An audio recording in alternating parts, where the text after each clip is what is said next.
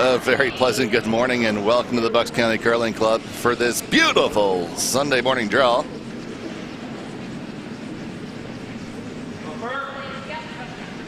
We have a semifinal match here between Team Halsey of the Philadelphia Curling Club, Laura Halsey, Kim Cooper, Lisa Kryling, and Julie Tim, and the Candy Girls of Denver Curling Club, skipped by Kelly Dehaney, with Emily, Shannon, and Paige. And it is a beautiful, sunny, clear day. It's about 70 degrees outside, 25 and change inside the ice shed. Nice and crisp.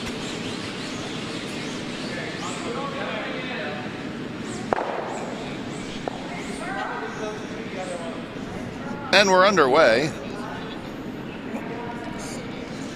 It is Philadelphia throwing the blue rocks, Denver throwing the red.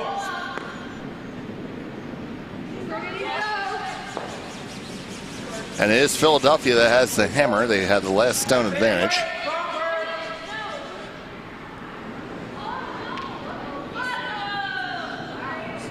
We'll be giving you updates on the other sheets as the scores come in.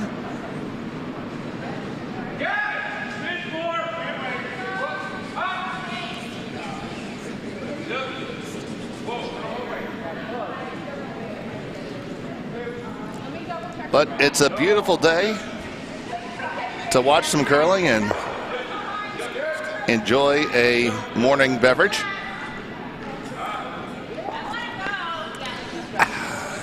Tastes like Sunday.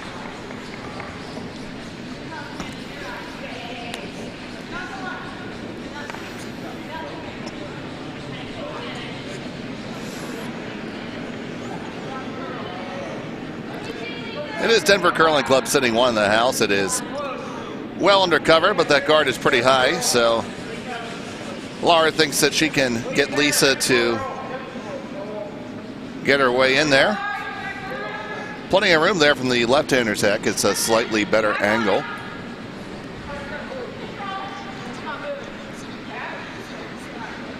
This one appears to be set out just a touch wide.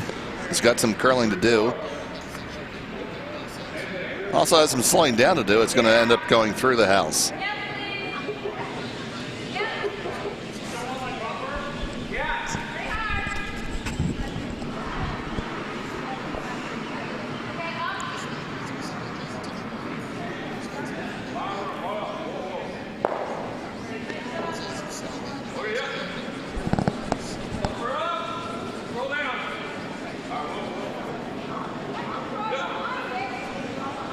So Kelly is asking Emily to draw one in up around the top of the 12-foot.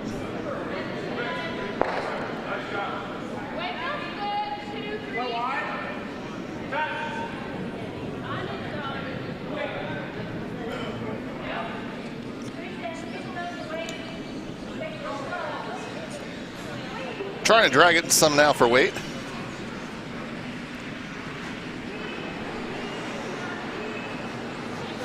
Not all that bad. Look at the other games here. We have a Potomac on Potomac match on sheet A on the men's side. That's a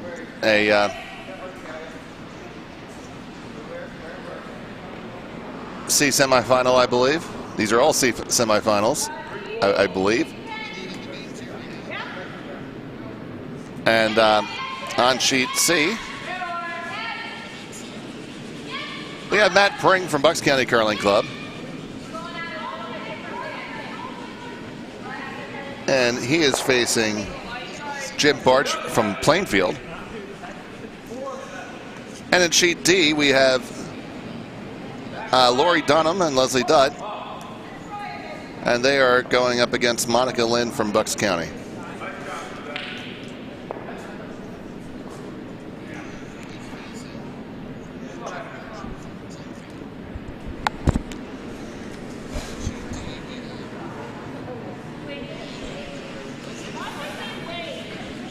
So there's your breakdown for the matches we have going on.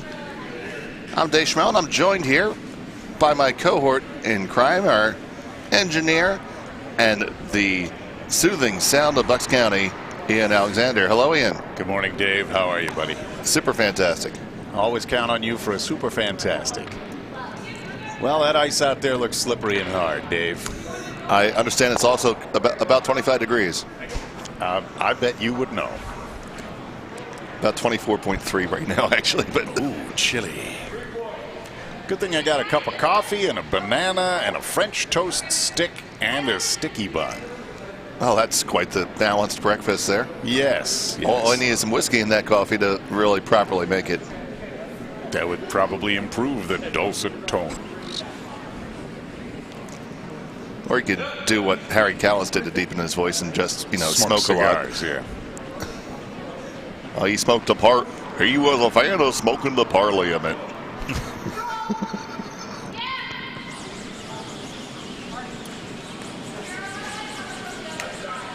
Kim Cooper with a upweight shot down the middle of the sheet. It's going to out a red guard. Going to open it up some. Certainly give them a draw path to the shot rock in the back of the house. We'll be paying attention to the live chat if anybody wants to interject or have any questions, especially as we realize that on the weekend we may be joined by some family and friends that aren't as familiar with curling. So if you have a question, fire it out there. We'll give you the best answer we can. I'll read it to Dave.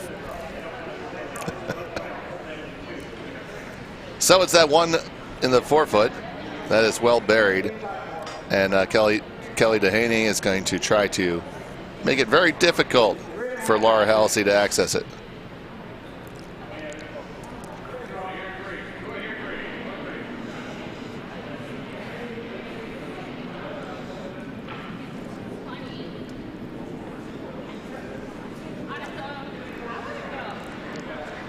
The gang's all here. Folks who have been helping with the Bonspiel all weekend. Jim Fenn and chirping another 50-pound bag of ice.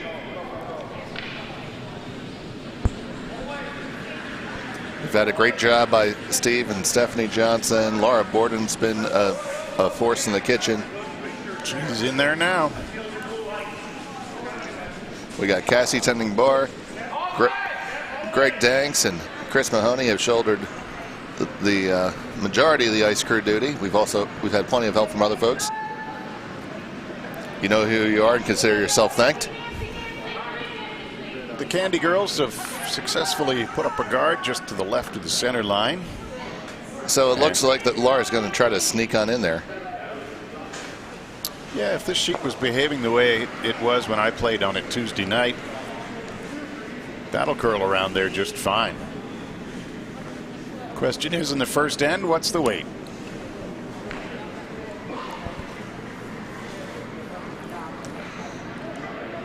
Okay, that's coming down. It's now starting to accept the curl. So now you're going to get on it to try to make it turn to the forefoot.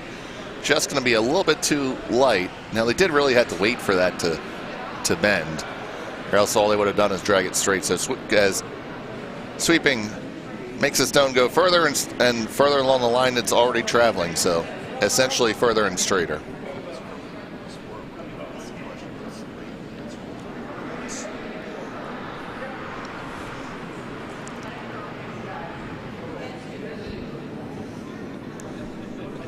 Some of the participants here are a bit bleary-eyed for the early morning 8 o'clock draw. Anytime you're caught at an 8 o'clock draw on a Sunday morning, go back through your life and there's probably a game you could have won or lost to avoid this outcome. There's a reason the C event is known the world around as the rat race. Lots of games and a tough slog on Sunday. The winners of these games will meet in the C finals at 1. Yes.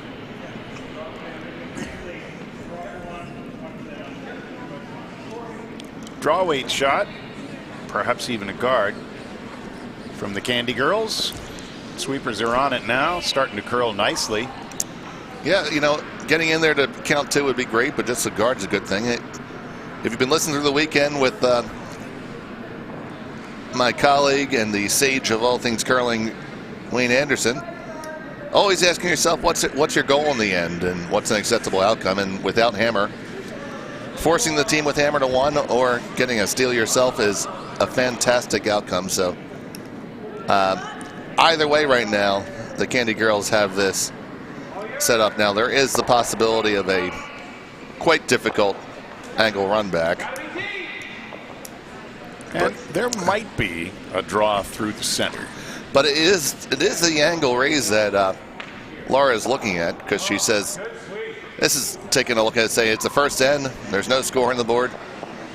What the hell, throw a shot at it for 2. It's not going to get worse.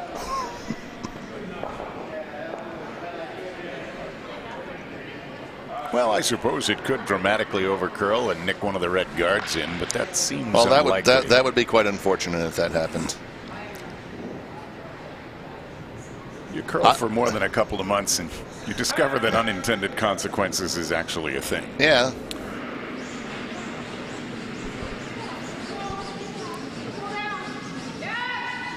Okay, they're on an L. Sweepers are going hard. The line looks really good. Lisa and Julie are trying to hold it. It's going to get down there and just overcurl just a touch too much. So it will be a steal, 1 for Denver, and they are on the board 1-0.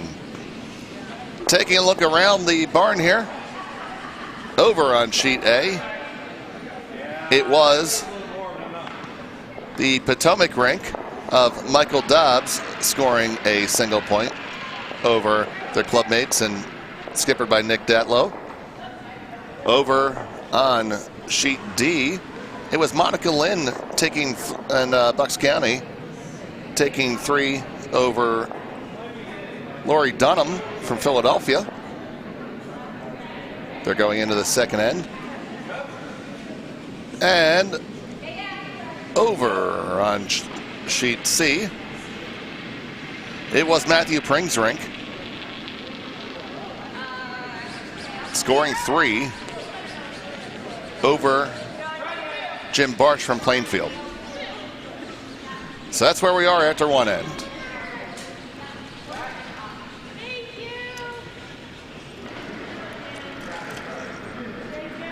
We've got a long center line guard for the Candy Girls here on sheet B.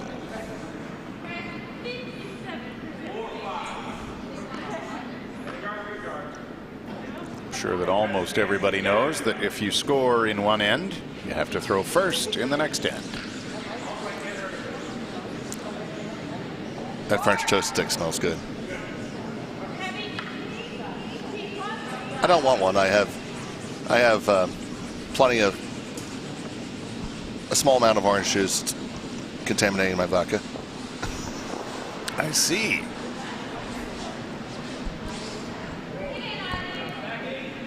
Well, the Denver guard is answered by a draw to the side of the house from the Philadelphia women. Yep, and now they're calling to draw into the 4-foot.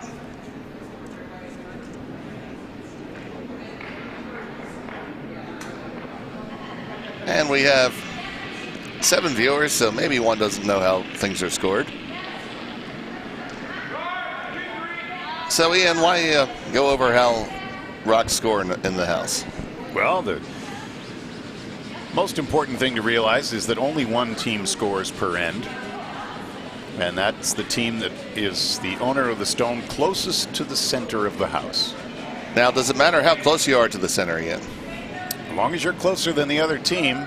Like, is that worth 5 because it's right on the button? It's on the bullseye, as a novice might ask. No, if you're in the house anywhere and if you look straight down on a stone that's just biting the edge of the house, the outer green circle, it's still worth 1 point as long as the other team doesn't have anything closer. So right now we've got one blue stone in the house, but the red stone obviously is much closer to the center, sitting right on the lid. So the score right now is 1 red. Now there was actually, oddly enough, a experiment with some of the Grand Slam events where they said if you were actually on the pin that rock would be worth 2. I do remember that. That made it sort of interesting and modified the strategy that the teams were using. Mm-hmm. Rather than fearing a draw to the button, you sought it. Indeed.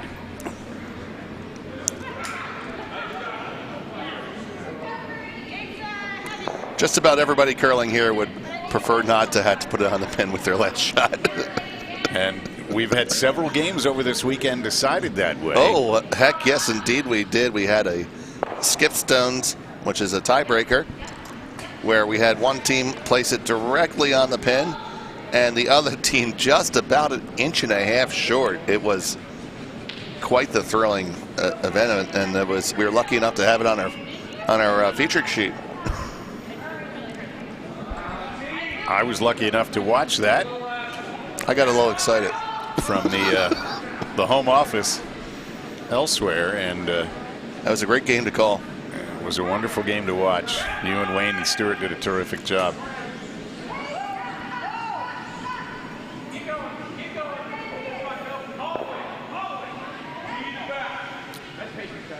Well, Laura Hallisey's squad has managed to knock the red stone of the Candy Girls off the button, but that stone is sitting there with a hit me sign on it.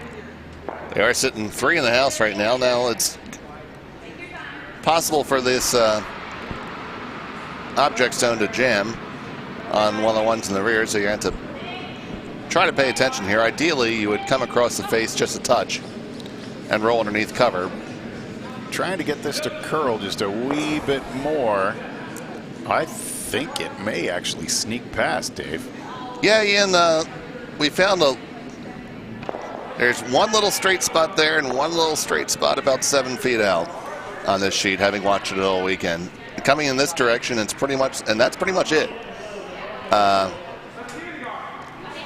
And the official position of the ice crew, now that we're going to be melting the ice in approximately 7 days, is deal with it.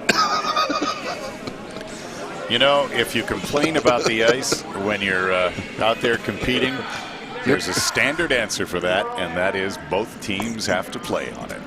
That's part of what makes this, makes a good skip and a good team, is being able to read the ice. That's a large majority of the skill of this game.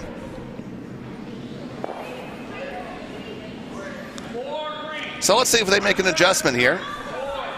Attempting essentially the same shot. Maybe if you come down with weight a little bit.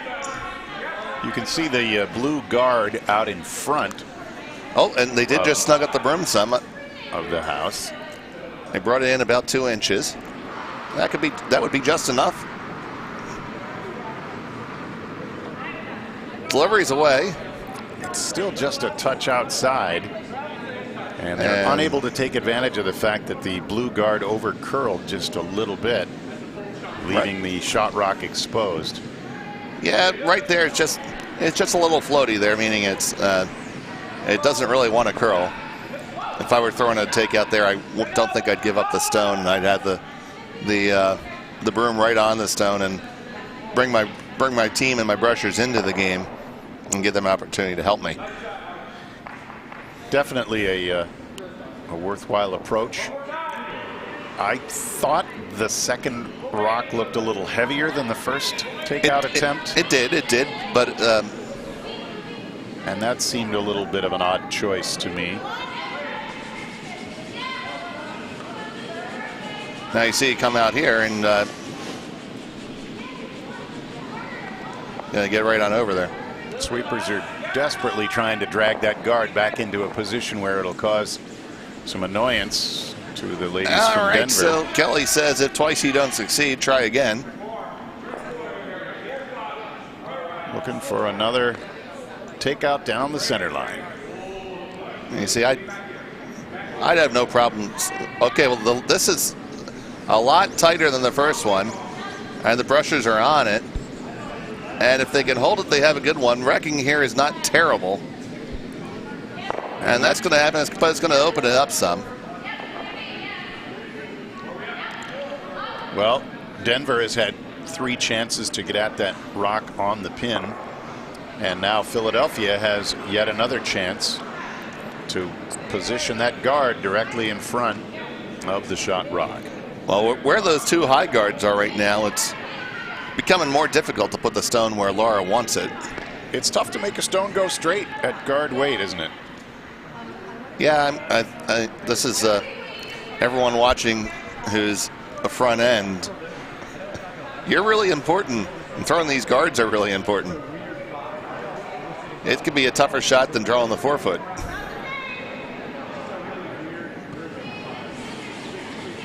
I always said the intentional one guard's about the toughest shot in curling. Yes, fraught with peril. And This may be a little deep, but the line looks very good. yeah, it's going to come right down to their one on the lid, tap it back just a touch. And it's going to leave Philadelphia sitting 4 in the house. So now Kelly says, I need to make something go away. Now, ideally, without Hammer here, she's going to want to try to get underneath cover on either side. Both sides are okay. Of course, any stone behind the tee is your friend. And it's not getting any closer. That's right. That's right. Any movement it makes is going to be toward the barn. A very wise sage Skip from Delco told me that once. It's almost redundant to say sage from Delco, isn't it?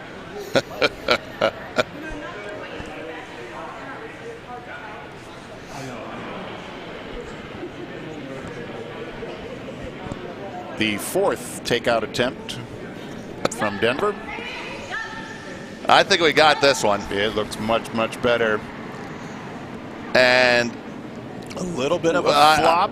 I stay on it. Ooh, see, that's where the front end needs to really be right with it, because a couple licks, and you could have maybe gotten a couple inches out of that.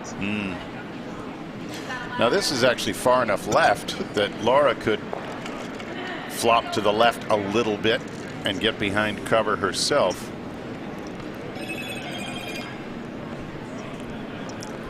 Good morning, Nancy. I know you'd be listening.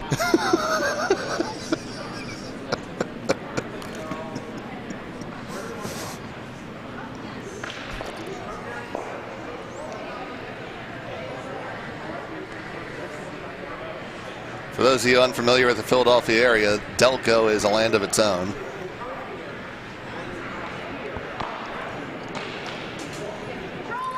With every bit of the Philly attitude.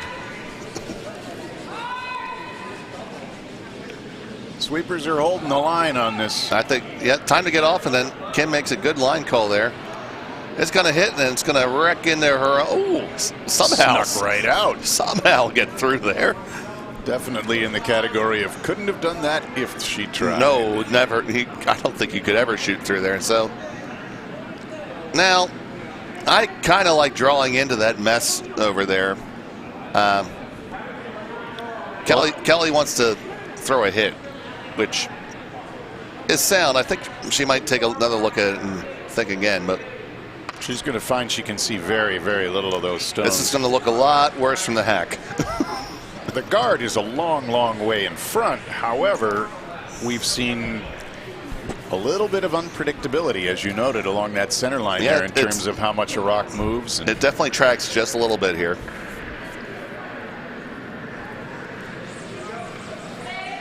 Overall, the ice has been remarkably consistent. We've been running hog-to-hog splits of about 15 1/4 seconds pretty consistently throughout the weekend, which is, that's National Championships fast. And it's wonderful to be able to play on ice like that, because you can generate all kinds of different weight without killing yourself flying out of the hack. The trouble is, for both the people delivering stones and the sweepers, the difference between a guard out front and the back line of the house is just a few hundredths of a second. Okay, so Kelly did switch to a draw, and this one is on their top guard. A little tick's going to get over. Well, if they stay on it, they're going to get in to out-count something. And how does it spin in? Maybe finish it at the end. Okay, that is second shot. Yeah, that's second shot. Well, oh my God, that's even better.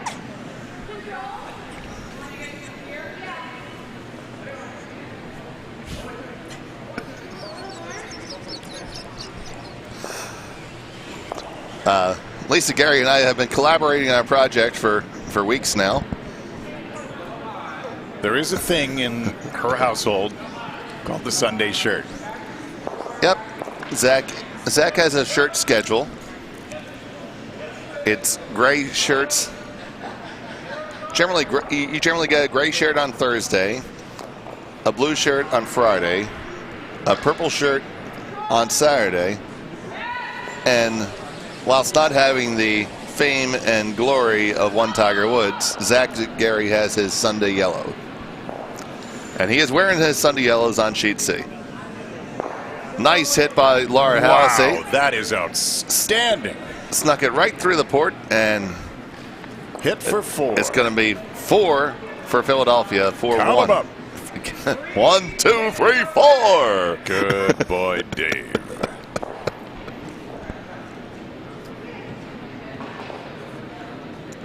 I was resisting that urge. I thought it was a little early for that. Well, you know, we wanted to give the Give them what they want. full entertainment value to our ones of listeners and viewers. And we just dropped 2. Sorry. So it's 4-1 after 2 ends of play.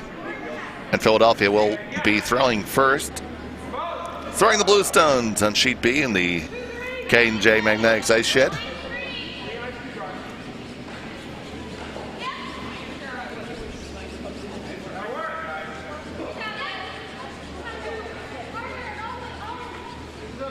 Julie Tim with a centerline guard called, and the sweepers have taken it to almost the front of the house, which is a very nice spot for that Bluestone to sit. Right there, a 2, almost a 3 guard.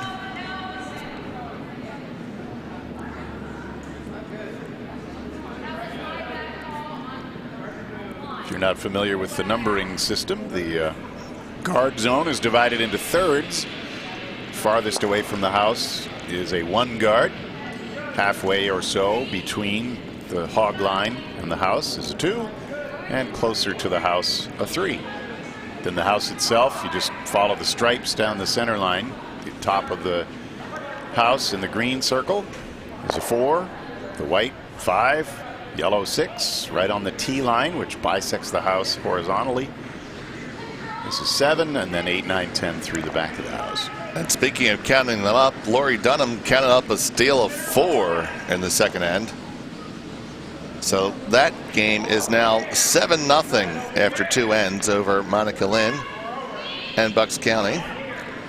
A look over on sheet A tells me that Michael Dobbs stole 3. He has a 4-0 lead over his clubmates, Nick Datlow, Cody Johnson, Kevin Ames, and Michael Ray from Potomac.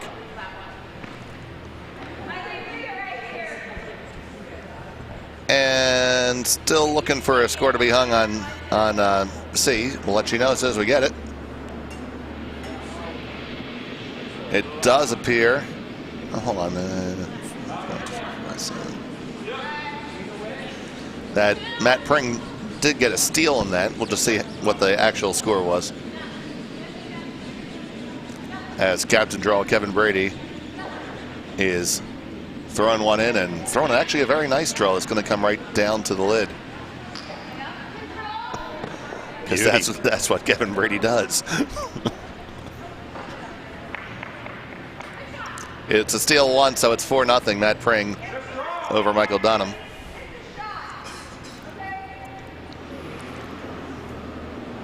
Laura Halsey now has shifted into a different approach, simply doing the arithmetic, and anytime there's a red stone she can hit, she's going to go for it. This one's going to hang a touch. A little bit outside. It is curling. It's a nice weight. Will they get a little piece? Oh, unfortunately not even. Just a bit outside. To quote the great Bob Uecker. Sorry, I don't have that one. You don't know Bob Uecker? Oh, I know the guy. Okay, Major League, the movie. I remember that. Tom Hanks. Right, yeah, and he, well, not Tom. Well, no, that's League of Their Own. Oh, yeah. This one has Charlie Sheen. He plays the pitcher with the hair and the glasses and all that. He pitches it and hits it like 5 feet away, and Bob Uecker goes just a bit outside. I do remember that now.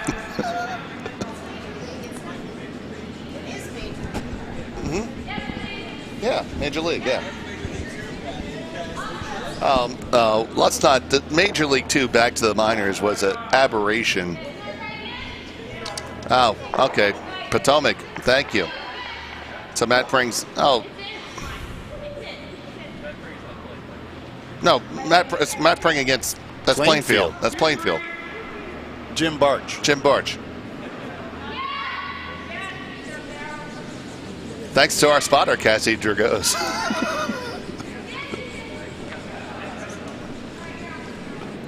But Major League 2 is a terrible movie.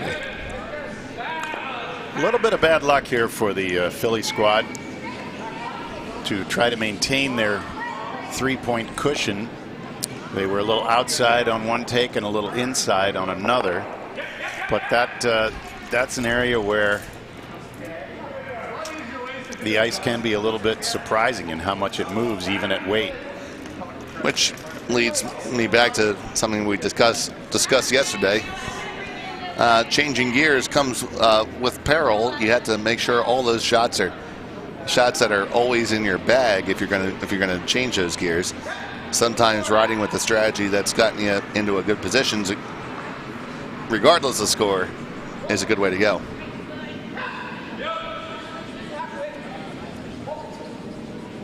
Dance with the girl that brought you. Denver's draw is a little bit deep, so that will leave an opportunity for the Philadelphia squad to try the hit again. Yep, and we have Kim now. Kim, obviously, we have a new player trying this one. Hits are a touch more up Kim's alley. The judicious weight, which will bring the sweepers into play. Beginning to break. This is starting to look pretty good, Dave. This is good. Might lose the shooter. No, it's going to hang around. That's a nice shot there by Kim. That leaves us with one blue in the side, shot rock right now, and a red biter on the back 12. It is a back biter. Marv. Yes.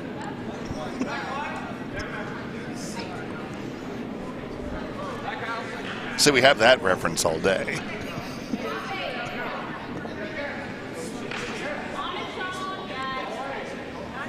Biters are so named for both the shape of the piece of the house they cover and for the way your backside feels when you forget they're there and the other team counts 2, 3, 4 more than you thought. Oh, yes. They can be quite annoying at the end of an end. I mean, you see them all there, and if you have hammer and you got a whole bunch of biters, you're just salivating. You're willing to take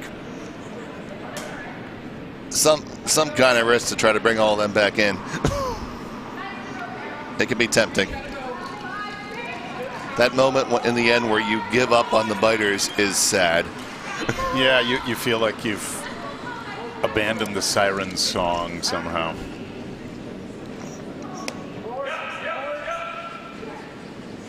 And now we're seeing the dreaded up-weight, down-weight combination.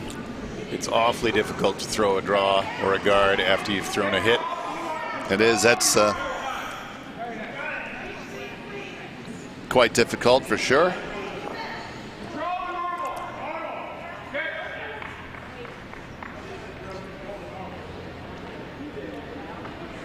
I did say Michael Dunham on sheet C. I'm sorry. Michael Dunham's resting comfortably at home right now. It is Jim Barch, but it's easy to. He almost looks Michael-ish, like from a distance here. Well, they both wear a ball cap on the ice. They both wear a ball cap. They both have the flowing silver locks. Indeed.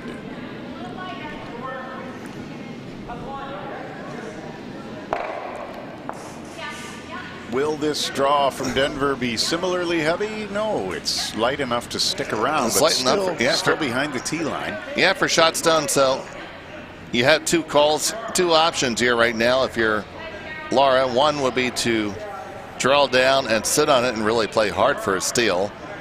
But being able to see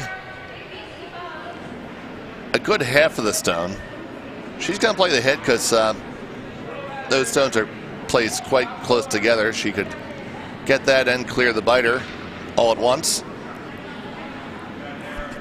It is, of course, possible that we'll see a jam where the red stone that they're aiming at, runs into the other red stone and just sits there.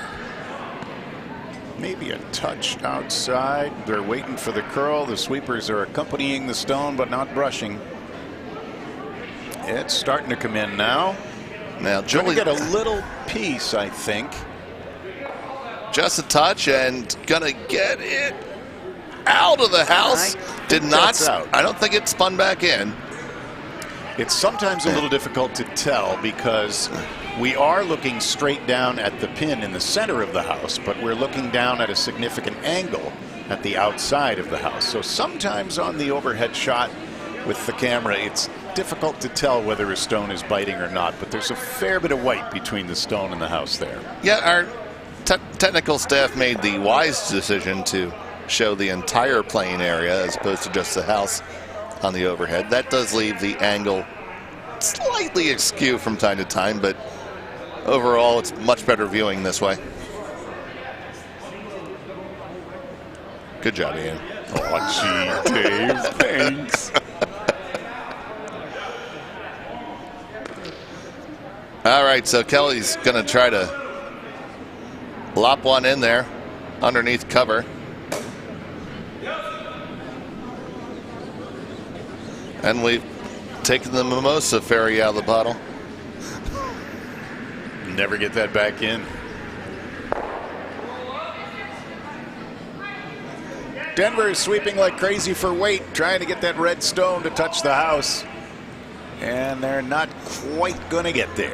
Gonna be just a little bit short, so now I think I would be a couple different calls available here for Laura.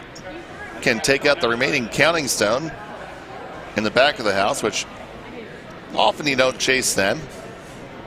Or you throw a draw. I'd probably prefer coming from the outturn side just with the way the angles are set up, because it would allow you, the outturn side being the right side as we're looking at it, because it would give you the red ones to run into if you happen to be a touch heavy, and the stagger of the guards works a little bit more to your advantage. I think they're just taking the let's get in the way approach. And that's fine as well. When you don't have hammer, part of the job is to keep the team with hammer out of the 4-foot circle. Right, so, you know, that is a backbiter right now for Denver, so Laura needs another one in to avoid a opportunity for a deuce. Sweepers are off of it. They're kind of okay with the weight. It does need to curl. That's a good call from Kim Cooper. Oh, and it's plenty of weight. They're T-line. You know what? That's fine. Anywhere in, as long as it hangs around, is okay. It's going to be a force. True enough. That's all you need to do. There was a lot of room. I mean, there was almost pi times 12 feet of available space.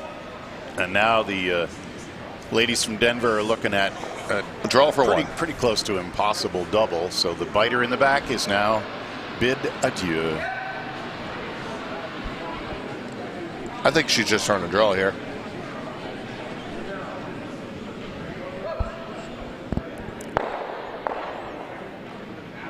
That's a hell of a tough slash.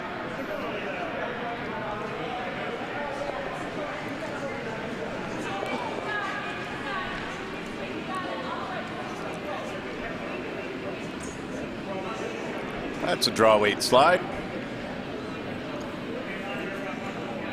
Good looking delivery. Now let's see how the weight is. Right now the Brushers are just escorting it. They say it's all there, I think I heard. They do have blue backing. And I'd be sweeping to use that backing right now. Don't want to come off of it. I think that's going to work out swimmingly. That's good enough, and it's a nice shot by the Denver skip, Kelly Dehaney, and it's a score of 1. So after 3 into play, it's 4-2 in favor of Philadelphia.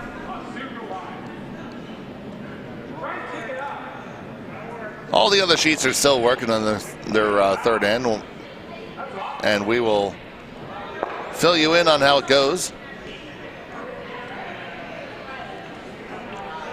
We have a baker's dozen viewers there, buddy. Well, double digits. Indeed. Thank you all for getting up early on a Sunday to join us on YouTube.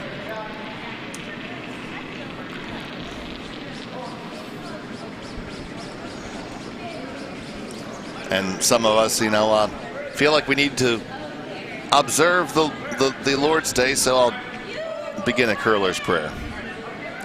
Our Father who art in Scotland, curling be thy game. Good guards be thrown, no takeouts blown in the first and in the seventh. Give us this day our draw weight, and forgive us our bullshit shots, just as we forgive those who throw bullshit shots against us. And lead us not in the temptation of calling television shots, but deliver us to broomstacking. And if you happen to be Protestant, for thine are the stones, the houses, and the beverages, both now and forever. Amen. Amen. Oh, Dave, get a little moist over that. What a lovely thing. Dan Cooper liked that one.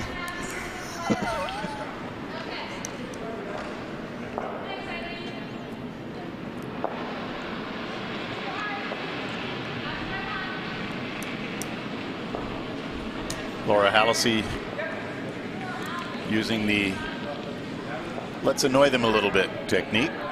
Put a rock in the side of the house. And unless Denver feels like chasing it. Yeah, that's not a bad strategy. So right now this end is shaping up to almost look a little backwards. With Denver bringing the play towards the center.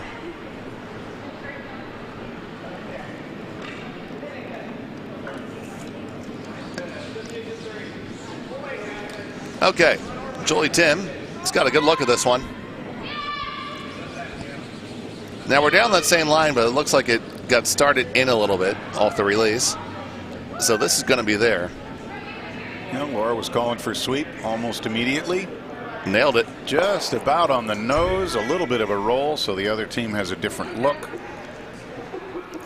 If I were Denver at this point, down 2, I'd be looking to score at least 2 in this end. And to do so, you got to have rocks in play. So wisely, they are not going to hit. They're going to try to get some more red stones into the house. Of course, the outcome of a hit end, if everybody makes their shot, you get 1. Well, this one needs to bend on in. Now it's starting to walk on over. Coming on down.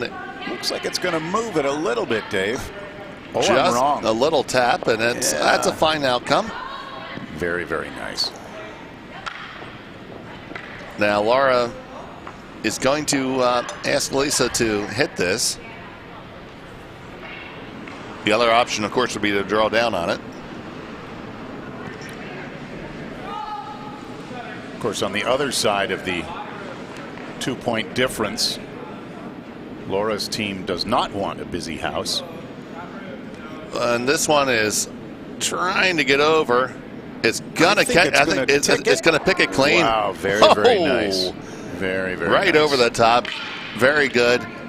We'd ring a cowbell, but it's too damn early on a Sunday morning for that.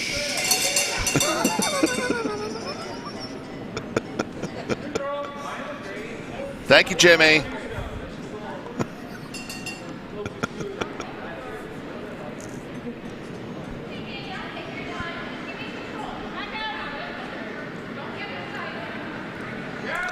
So Denver trying another draw here.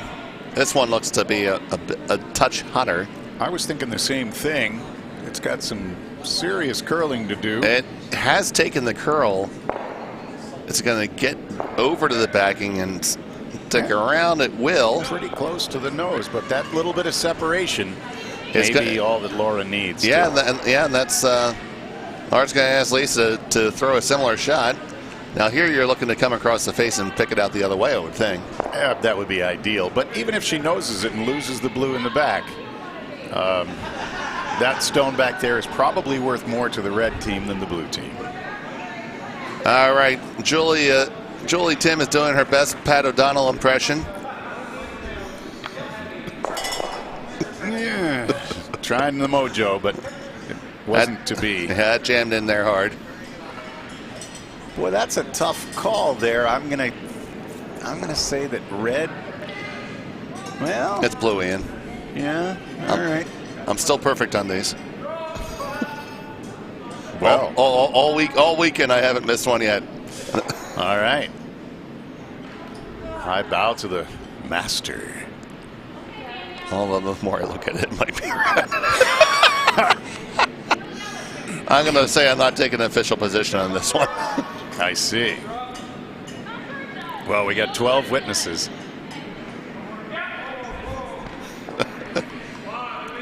Plus a couple in the warm room, but they've witnessed some stuff out of me. Which They're not keeping score anymore. this is old hat to them. Now there's a nice top of the house draw. However, it's wide open. So the common mantra, nice shot, take it out. Yes, indeed. Over on sheet 8, Potomac, Nick, Cody, Kevin, and Michael scored 2. So it's 4-2 after 3 ends. A single point for Jim Barsh from Plainfield. Makes it 4-1. And hopping right back in there, Lori Dunham with a score of 1, 2, 3, and 4 to make it 7-4 after 3. I'm thinking it was Monica that put up the 4. Oh, okay, so flip that. Monica with a score of 4. So Philadelphia 7, Bucks County 4. Thanks, partner. Appreciate that. Got your back.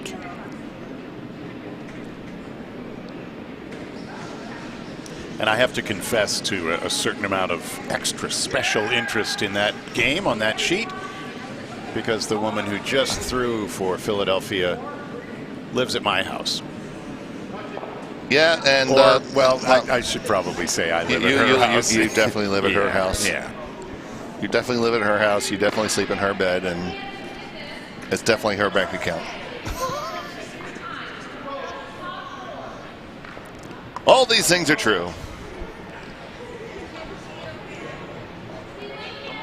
But you haven't been on Dr. Phil yet, so that's a good thing.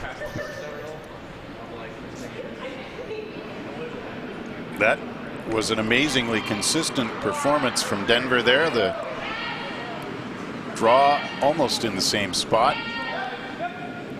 This stone is going to struggle to curl enough. And even with all the mojo that Julie Tim can muster, not enough to get even a piece. We should really have Pat give lessons on that. It's, I don't know whether it's a skill or a talent or what, but some people have it. I mean, she seems to be able to will a stone over. And maybe it's just people named Pat, because Pat Jolly has a bit of that too. Well,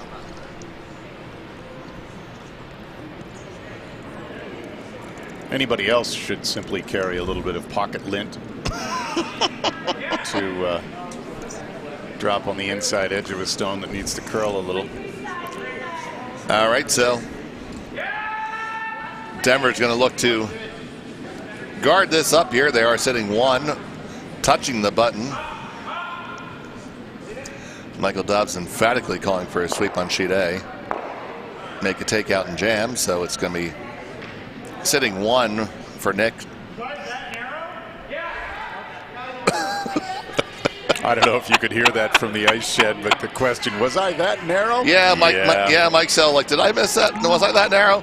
Michael in his rather polite Southern way. Uh-huh.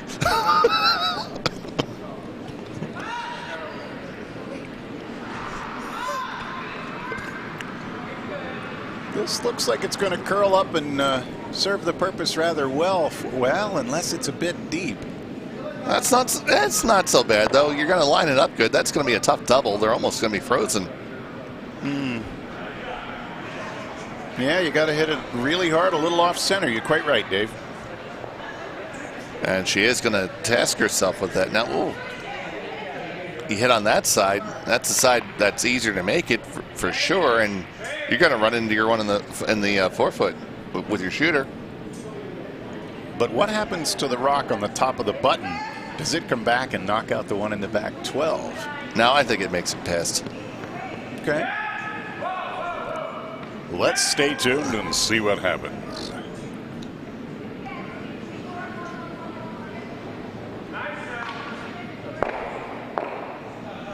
Now there we go. Now Michael Sell made a very nice double to make up for the last one. That's good, and it's given us an opportunity to return to equilibrium on the commentary. Sweepers are on Laura Hallisey's shot, and as soon as I say it, they're off. That's going to jam. And it will jam again. So jammed on, failed to make the double and jammed on the one in the back, so it leaves Denver sitting one, but in a relative precarious spot as Philadelphia sitting 2 and 3. So a couple different calls here. I don't mind lobbing another one in there, and I don't mind a guard. What would you prefer, Ian? Well, again, Denver wants to put a couple of points on the board here if they can. I think if you could deliver your stone with a joystick and put it exactly where you want it, perhaps what you'd try to do is hit the inside edge of the red and split, so you got 2 in the forefoot. Yep. Behind a little bit of cover each. But that would be very, very difficult. The swingy ice makes shots like that tough. Well, they're taking the same ice that left that red rock there last time, so they're going to get up the hill and ride it right down like a mini golf course. Their job made tougher, of course, by the blue biter on the right side of the, I guess in the streamed image, it's on the left side of the center line. That makes the scoring area very, very small. Yeah, you got to look at the monitor a lot.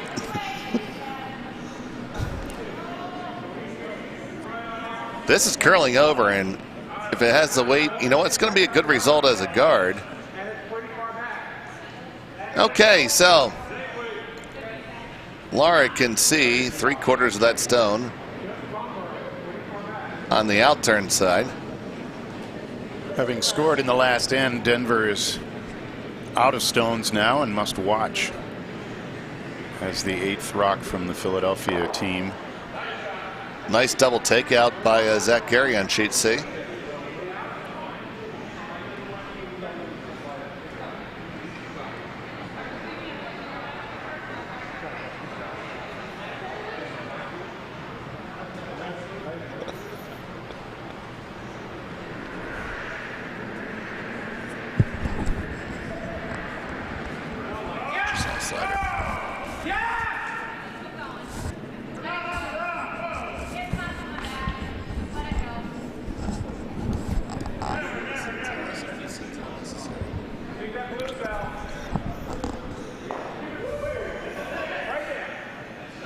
I'll take things you see in the warm room for 400, Alex.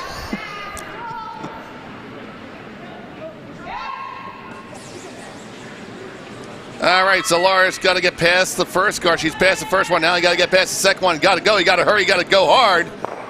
And no, it's going to wreck. And it will be a steal one for Denver, making the score after 4 ends of play halfway through the game. Philadelphia 4, Denver 3. That's close enough for halfway through that predicting the outcome is not something I'm going to do. Now we have a good game. We had a bit of a conservative start, but then a big end cracked in there by Philadelphia, and Denver was facing a lot in the third end, and they were able to come away with their one, and then now clawed back for a steal. So it's definitely anybody's ball game right now. Having scored, Denver throws the first rock. And the Denver skip is returning to the ice shed after a pause for the cause.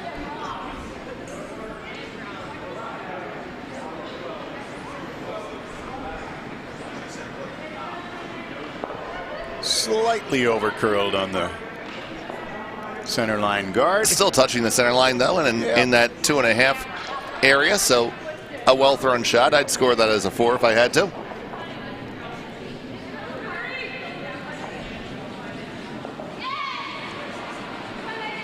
There is a theory that says if your first rock of the end isn't on the center line, it gets to be more and more of a corner guard for the other team, and if it's off the center line by a rock or rock and a half, you're playing with 7 stones and the other team has 9. Well, this one was called into the house, and in the house it is. This is beginning like a repeat of last end. We'll see if it begins to differ. Yep, the exact same shot call. We're calling to draw underneath the single center guard.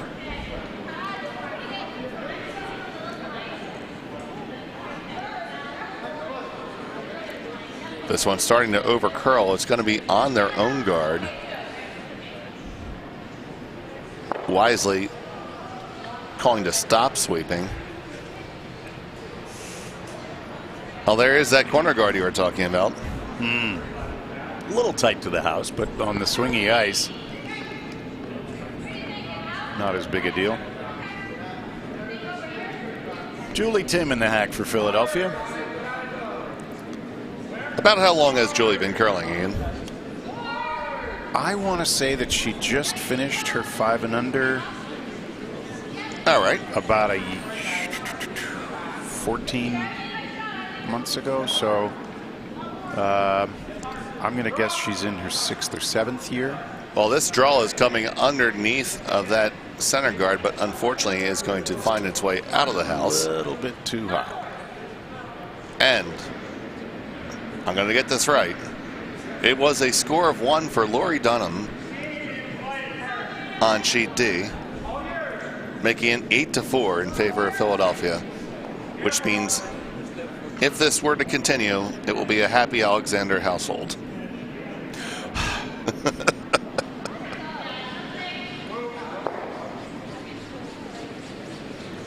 Well, no matter which way it goes, the team has had a wonderful weekend of curling and friendship and meeting new people and smiles all around.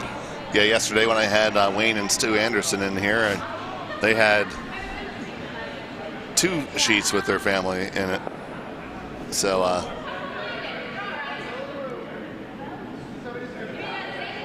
definitely had to make sure it stayed down the middle a little bit. But neither of their sheets were on the feature, so.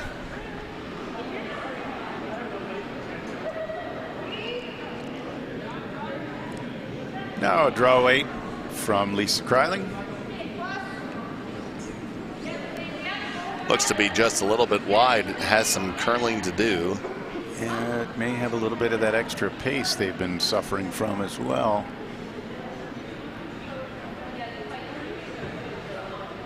We haven't clocked the ice yet today, so maybe I'll take the opportunity to do that.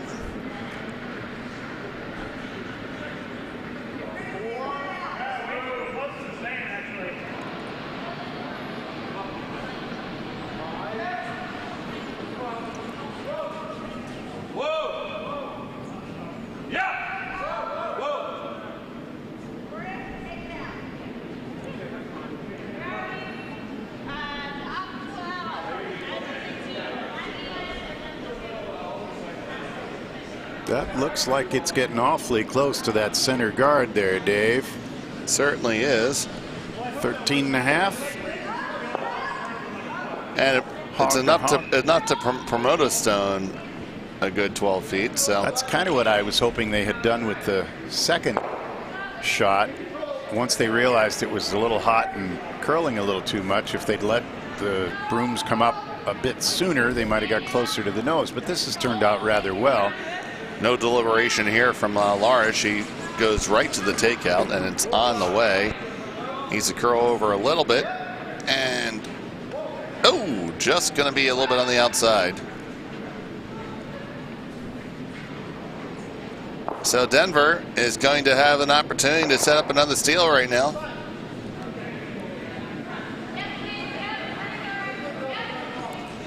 Calling for the guard. This is one of those situations where the line is much more important than the weight. Absolutely. Just come back and touch the center line. As long as you've got about a stone between the two guards. Now it'll be interesting to see. I don't remember a whole lot of shots down this side of the sheet going away from the glass. Looks to be curling quite nicely as well. They're happy with it now, and they should be. Yeah, that's definitely in the way. We have fancy curling over on sheet A. A blank end in the fourth, so Michael Dobbs and his team will retain the hammer with a 4-2 advantage over Nick Datlow, their clubmates. How on earth do you throw 16 stones and not have any of them in the house? You throw 16 stones, and what do you get? Another day older and tired and wet. Good stuff. Alternate lyrics to 16 tons from our own Bert. Bert Tyler, absolutely adapting Tennessee Ernie Ford's classic 16 tons. We'll spare you the whole performance. It's on the website. It is. Someplace.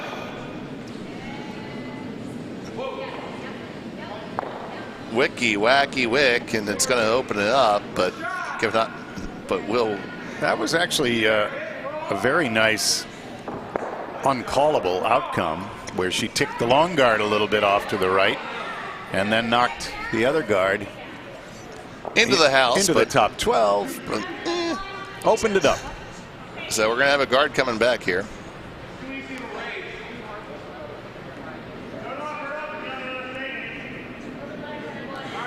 Again, as Dave was saying a minute ago, crucial here is the lateral position rather than the depth.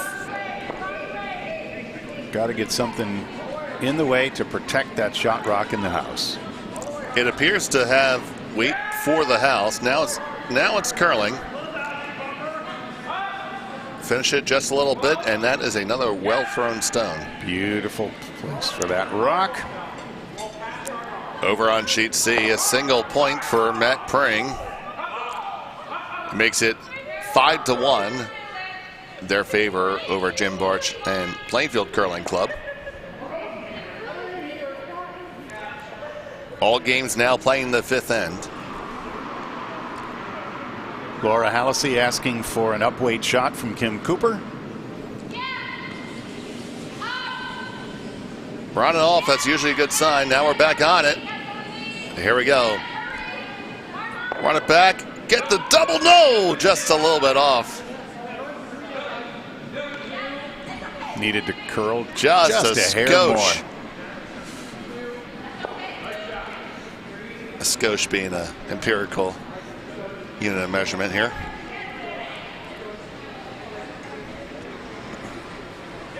The imprecision of the skosh, well, a skosh makes it one of the most valuable measurements there is. Well, a skosh is more than a hair.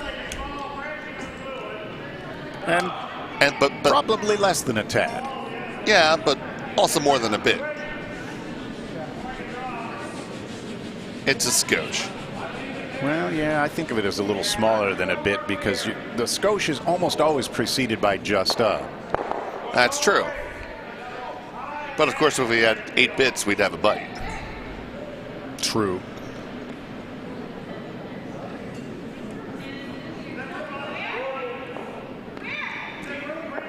Hey, let's put the guard back, said the ladies from Denver. And they're also saying, holy crap, it needs to curl a little bit now. So right now they're going to try a sweep and wick off their opponent's stone, and that is going to work almost. Now there is a port down the middle, but it's tight. Yeah, that was good heads up line call from Emily Lewis.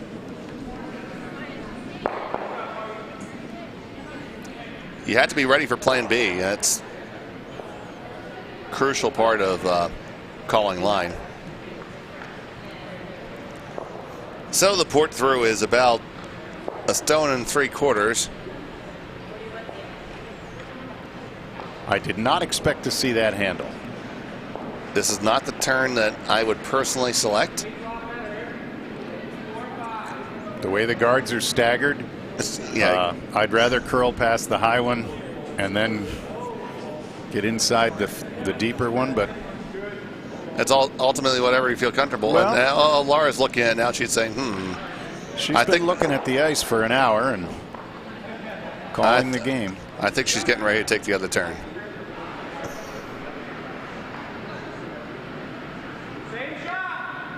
You can almost hear it. Let's see if we can.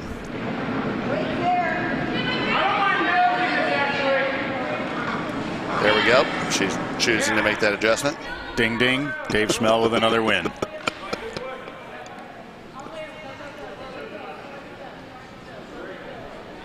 Still not a lot of ice, so expecting a upweight shot. I like the ice, the broom where it is. Here we go. Calling on the sweep right off the bat. It is tight to the guard. Can they get it past? It's going to be really close. You got to get past the guard. You do. And it's a great shot by Laura Hallisey. Wow. Rolls behind cover. Now sitting 2. And ended up rolling out the other side, but a fine shot. And a great scrub by Julie and Lisa.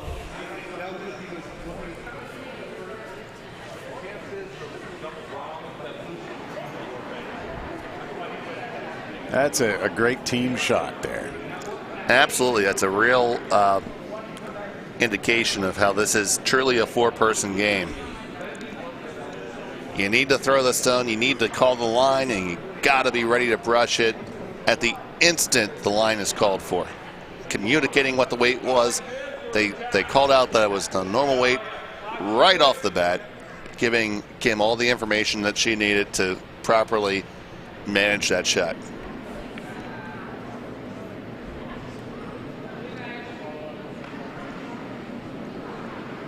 There's a little conspiring going on here at the Hack between the two teams.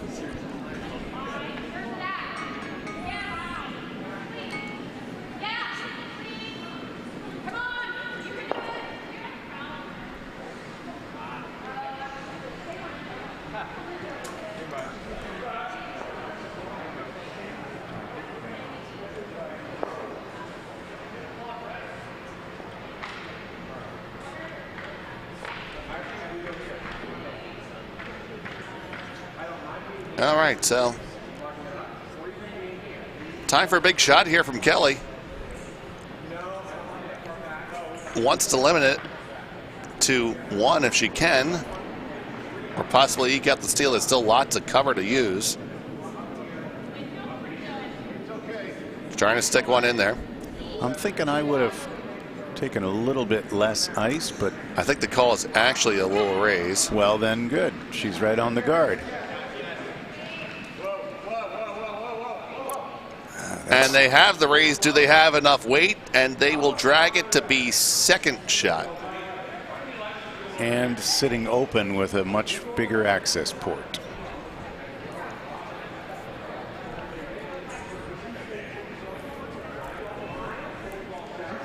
That is as open as a 24-hour deli.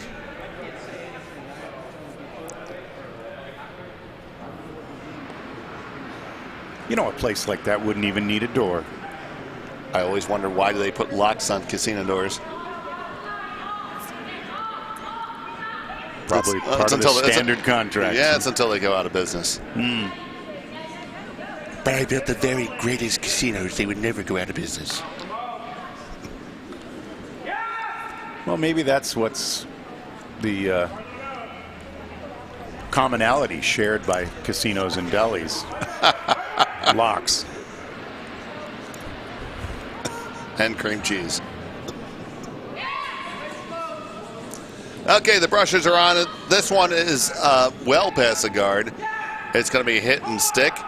And Right a score of 2 for Laura and the Philadelphia Curling Club. I'm going to say 2 quite confidently. And they agree. Good.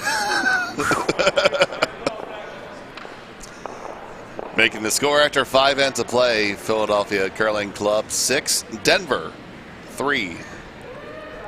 2 ends in regulation remain. If this game is tied, we go to skip rocks, which can be thrown by anybody. But yeah, it's just a, it's more a draw shot challenge than a skip rock, but we call them skip rocks. That's where we draw the middle of the house with 1 stone per team and measure if need be, and if one team is closer, they win. And for the purpose of this bonspiel, if you're touching the pin in any way, shape, or form, it counts the same. In more competitive events that go to Worlds and Nationals, we have a methodology where we utilize a measurement from 2 different places on the back of the forefoot and the side of the forefoot to triangulate where the actual center of the stone is. But we ain't that fancy. No, we're more about little circles and big circles. We don't have any triangles. No. Although occasionally we get some people from Triangle Curling Club. That's true.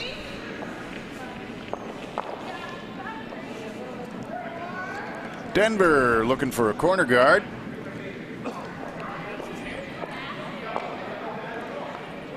And to be honest, I'm not sure what the call was, but they're going to get a little bit more than a corner guard out of that. It's in the house. That's fine. And Ian, good news for you. It's a score of 3, and handshakes and a victory for the Philadelphia Curling Club.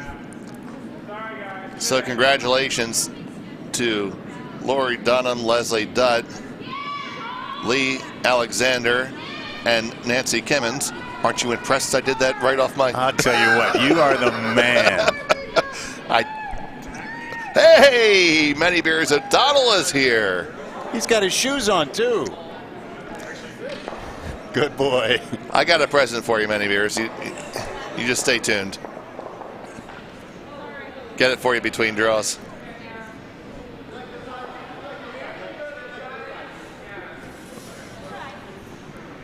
You guys all know our broadcast partner, Many Beers O'Donnell.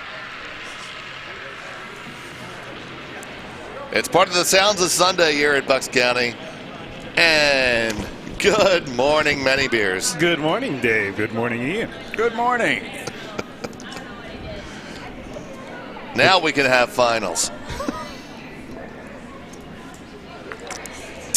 This makes it look like it's a mimosa. What is that, Dave? It's a screwdriver. That's good. But the glass has bubbles.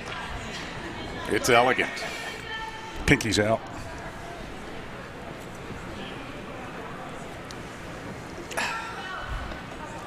The Philadelphia Bucks game that Dave just summarized over on sheet D is a bit of a gift for the Philadelphia ladies because they get 1 draw off and then go right back out again for the C final. So having wrapped that up after 5 gives the sweepers a little bit of a break. And that was quite courteous of Monica Lynn, Carol Hay, Danielle Gelman, and Eileen Grimmer from Bucks. You know, if you're not careful, you're going to end up with the nickname Many Names. There could be worse. Slightly.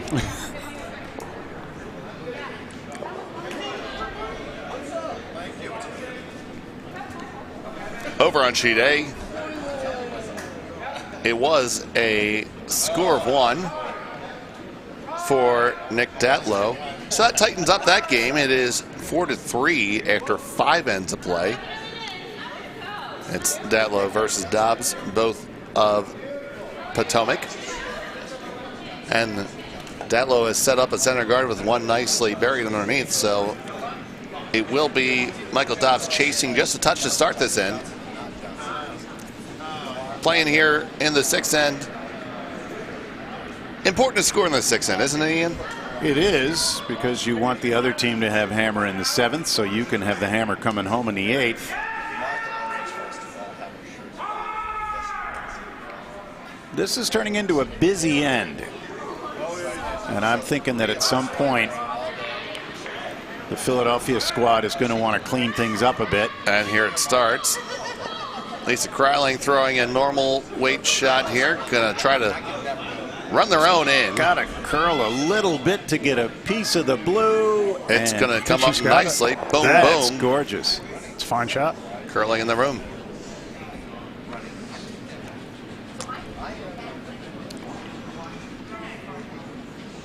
That changes the complexion pretty dramatically. And the complexion over on sheet C is looking quite pringish. A steal of 3, making that 8-1. Captain Draw laid one right onto the 4-foot for the second one, and he's going to put another one right there.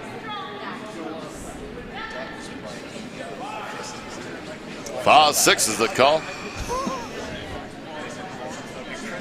Denver answering with a hit of their own. They're going to get right to the nose and a little bit of a roll. That's very beautiful. nice. That curled a little more than I expected at the very Very end. nice roll. So now Laura has to be careful here. I'm thinking that maybe it's time to get rid of the guard. I was just but going to say, and peel that guard up front. Because right now this could develop into a 3-ender real quick.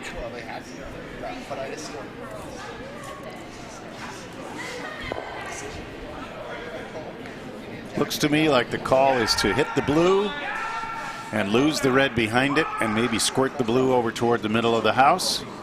Kim Cooper with the stone. Well, calling a varsity level shot here. The judicious weight. Sweepers are not running. It's over curling right now. So maybe the shooter was going to be what's going to go underneath. I think you're right. Oh, this is going to be Stay nice. with it. Come on, brush it all the way under. Brush it that's- all the way that's fine. under. Great outcome. And that is fantastic curling shot. I think the skip likes that. Laura said that didn't suck. Indeed.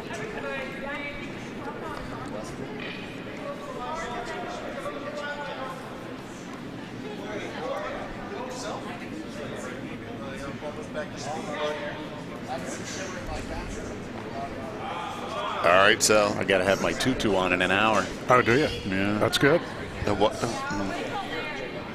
A what? An hour from now, I'll be out there. Oh, okay. So it's a good thing that Mark showed up. We'll be kind to you. I doubt it. It would almost be disappointing, you know? It would be. Denver draws just a bit heavy and comes to rest in the back four. I think it's. I don't know how worried I am about that Denver stone there. Not getting any closer. Laura's call is to chip that out and lose the shooter because a blue stone in the back of the house, or rather the back of the 4-foot, is good for nobody except Denver. It's gonna move a little Julie's trying to bring it over, but still not as good as Pat at that. It takes a fine skill to have that divining hand. Yeah, she's got that down pat. Oh, she is the great. She is the. Oh, Jesus, Mary and Joseph. That was just a little early for that bad pun. Well, you guys aren't drinking coffee like I am. Come on. Well, she is the greater O'Donnell. That's right. Curling's in her jeans. Just in my pants. And let's keep it there. Oh, as long as those pants stay on, Mark, I'll be happy. And we're talking about significant pairs of trousers here. How is that ankle? Extremely colorful. How is that ankle doing there, buddy? The ankle's just about 100% now, Dave. Thanks for asking. That's great. So you'll be back on the ice just as we turn the compressor off. That's right. I can finish up league finals and see sayonara for the summer.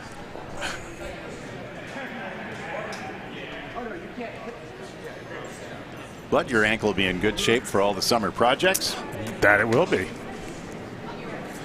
We have a bevy of things planned for the summer. Some locker room improvements. Taking up some of the old rubber mats. Something stuck in your craw? We're also going to install a more formal beverage rail on the home end. That will be nice. The tables have served their purpose all through Bucks 2.0 and all at 3.0 right now. We'll let them have their rest. Also hoping to install a shed outside, so have a place to store our grill and make our patio furniture a little bit more convenient. Because it's a royal pain that took us to take it out right now. Yeah, it's a big, heavy thing. And you have to walk through pretty doors, and that's the problem. All right. So we have Denver now looking at 2 blue stones in the back 4 and trying to figure out what they can do to add up a few rocks here. Well, I think now that you're down to skip stones, I think you need to throw one good draw here and try to make yourself a skip deuce. I don't think you can hit your way out of this one, Ian. No, and it's probably a mistake. You might, after your first skip rock, be sitting pretty, but it's still going to be wide open to the other end of the ice, and Laura's just going to whack that out of there. They're just not lined up for a double, even if she skinnies it and comes over. It just isn't lined up. If you hit it really, if you hit it thick with the Jesus weight, you could actually make it, but I don't want to have to throw that. No. Pretty tough at the club level to make a stone take a 90-degree corner. Pretty close at the national level. Maybe next season with new stones, it will be a little bit easier. We're thrilled that a very generous donor has given us new rocks. It's going to be awesome. They'll be coming in next season. We're actually already in possession of them, but it's we didn't want to break them in for a bond spiel.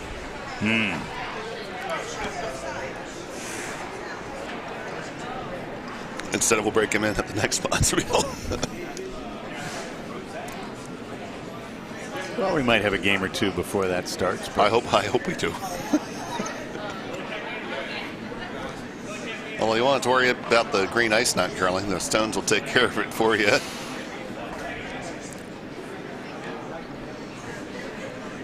Critical last 2 rocks for Denver. Oh, this is definitely going to be the deciding end of the game. They have plenty of time, 9 minutes remaining on the clock. Just have to get 4 stones delivered in that time. Sorry, 3 rather, but so time should not be a factor. And here we go. Kelly Dehaney, skip Denver Curling Club, the Candy Girls. A little bit of an extension on the release. Shannon and Paige feel comfortable with the weight, that they're staying close. It does appear to be slowing down. A little bit shy.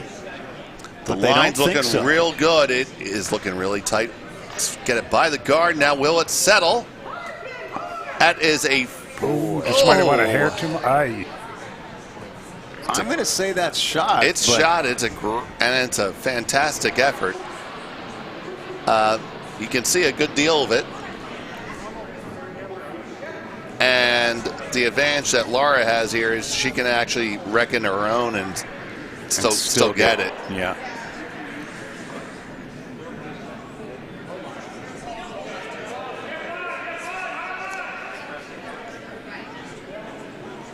And on sheet A, that steal that I said that Nick might be lining up earlier is still there for him. They Dobbs has still been chasing.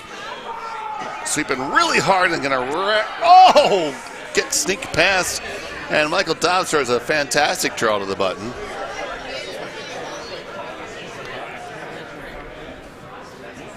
Still some discussion going on here on sheet B. Laura finally getting down into the hack and cleaning her stone. And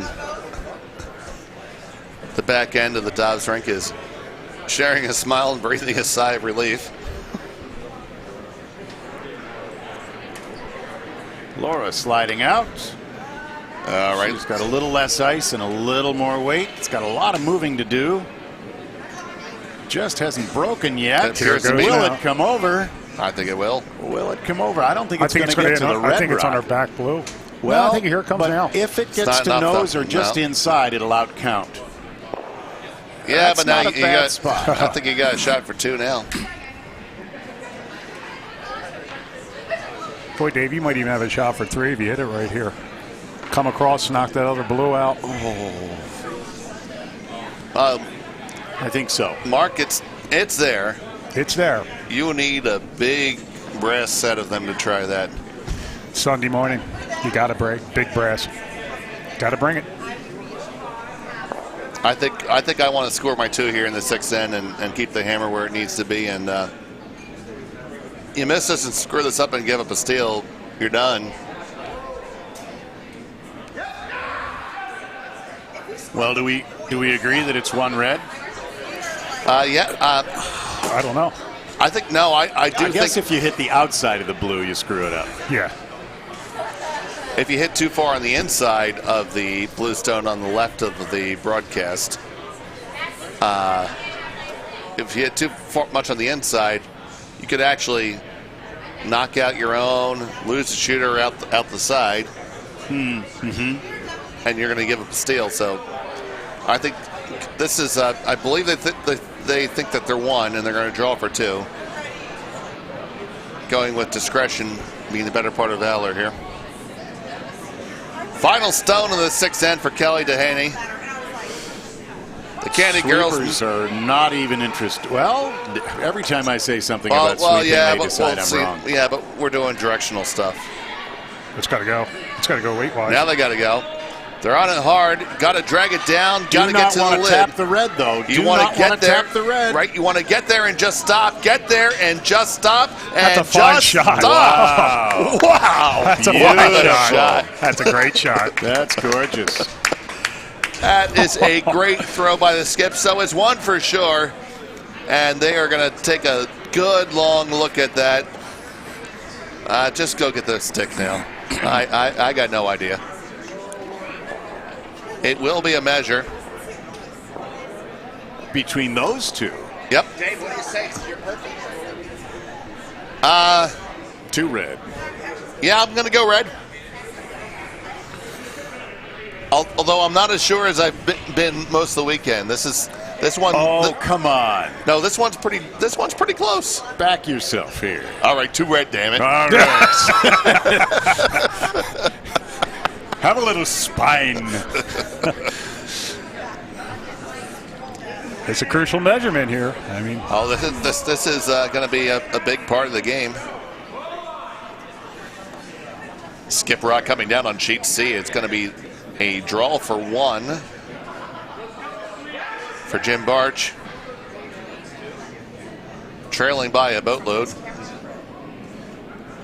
Looks like a little more than draw. And not throwing a draw, throwing a hit for it instead. That is still outside. And that's going to be a steal of 2 for Matt Bringsrink, and likely all she wrote. And indeed, the handshakes are being exchanged, so congratulations to Matt Pring, Zach Gary, Michael Glessner, Bard from the Philadelphia Curling Club, and Captain Draw, Kevin Brady. And their victory over Jim Barch, John Gephardt, Patty Coburn, and Mike Grabowski. Oh, and it's blue. I'll be darned. Damn it. I told you I was hedging. I'll be darned. And now you're hedging about your hedging. pretty soon we're going to have an English garden here. I said I wasn't sure. With all the hedges? I'll just leave that alone. It's the best approach. But I didn't put $100 down, Steve.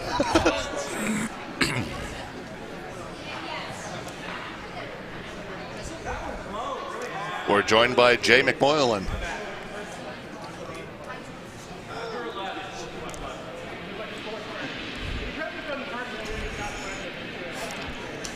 So, a big score of 1 there. Really darn close for 2.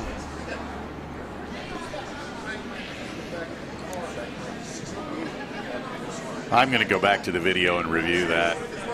Sorry, Bill Grabowski is the lead from Plainfield as my vision improves.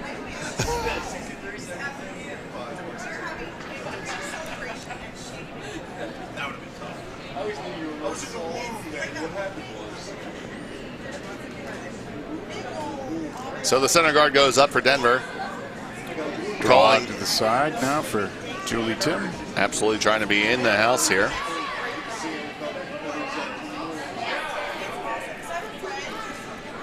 This one is doing a lot of curling. Hard to get onto the side of the house, and we're going to be right there. Edge of the 12-foot on the tee line. Up to 17 viewers now, guys. If just a couple of you 17 would phone your friends and get them to tune in, we might even get to 20. Or I can just turn my phone on and it'll be 18. You know, early in the game we had 3, and then we realized, oh, we're talking to ourselves. Yes. Not too much of a change from the par. How do you like the freeze here, or would you like to put another guard up? I'd be throwing a guard. Absolutely. I'm not in love with this shot.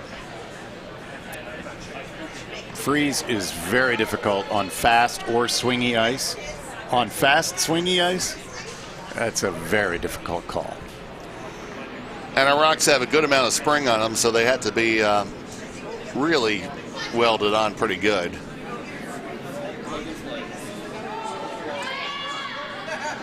All right, all the time has expired, but we have 2 games remaining. Both of them have plenty of time to play 8 ends. Sweepers are on this, trying to keep it for a piece. Are they Gonna going go. to get it? It looks like it's going to squeeze Just by. flashes by. On sheet A, it was a single point for Michael Dobbs. He scored in that crucial 6 end, so it's now 5-3. Still liking Potomac in that game. It'd be tough to root for anyone else. Denver now trying to draw one in behind the long guard. Split the house. And if you do this, the force will be on. But they have hammer. I think at this point in time you need to steal, though, don't you? Yeah, they definitely do need to steal.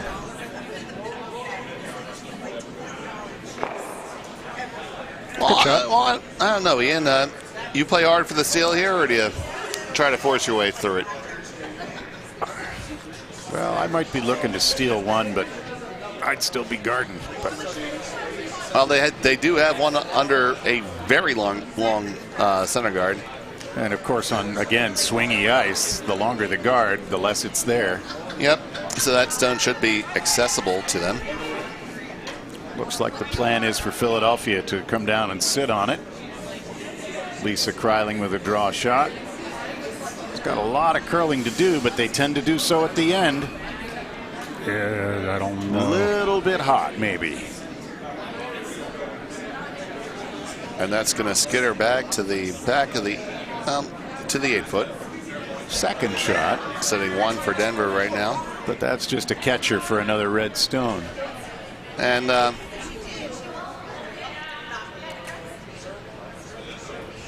calling for the hit on this, I'd rather draw another one in, I would think. Yeah, they're still down and really need a busy end. Perhaps they're thinking they'll keep things clean this end and try to. Oh, you don't want to take your red out here. Oh, no. Hard pass it. Oh, that's quite unfortunate. That's really unfortunate. Laura doing the arithmetic. Let's get rid of a red stone. Red stones are bad. Some people call this the Visine shot. Get the red out. Now, I don't think Johnson & Johnson's an official sponsor of Bucks County Curling Club. But we are willing to accept if they Well, want to. this Bonspiel is run by Johnson & Johnson. It is run by Johnson & Johnson. It is run by Johnson & Johnson. Steve and Stephanie, but Hard to hold this for a piece. You got to go, and there you got go. a piece, but my goodness. Great effort there by the front end. And a tripping hazard well outside the house. Can't be removed until it's completely over that back line. Yep, for those who might be confused a little bit by the rules, a vertical line as it runs up and down the sheet is treated like football. So if you just touch the line, the stone is out of play. Whereas a horizontal line is treated more like soccer. You need to be fully over the line for it to come into play.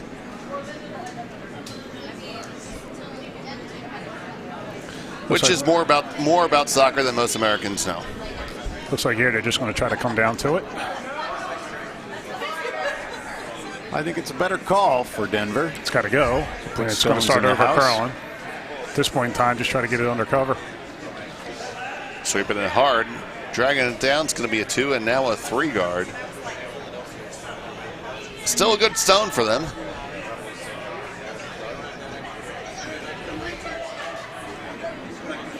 Laura calling a center guard, figuring that with the rest of the house wide open, she can probably park another stone somewhere else.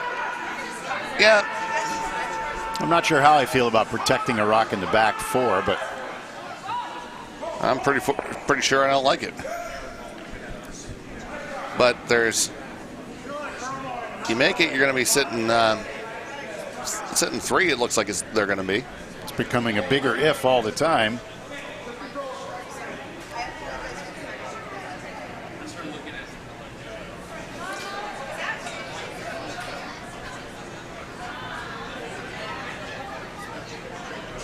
Yeah, the hit and roll under here would be real nice.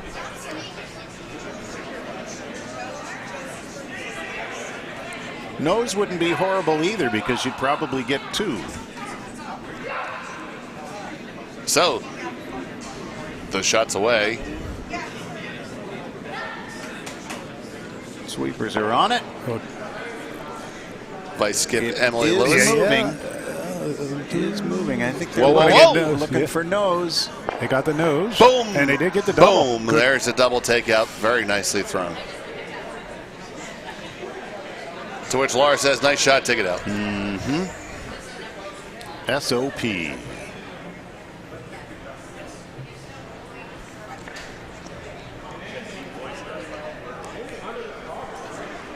And we're joined by our piper, Tom Jolly. Tom Jolly is ready. He has sharpened his dagger.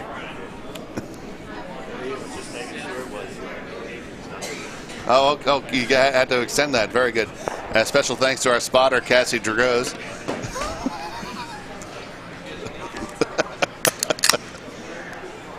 For those of you counting at home. Nostrovia. Perestroika. Nostradamus. Ooh, that's hot.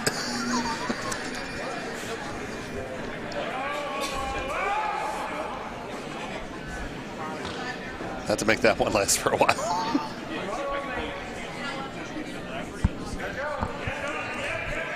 A little bit more yellow than orange. Yeah, we'll go with that.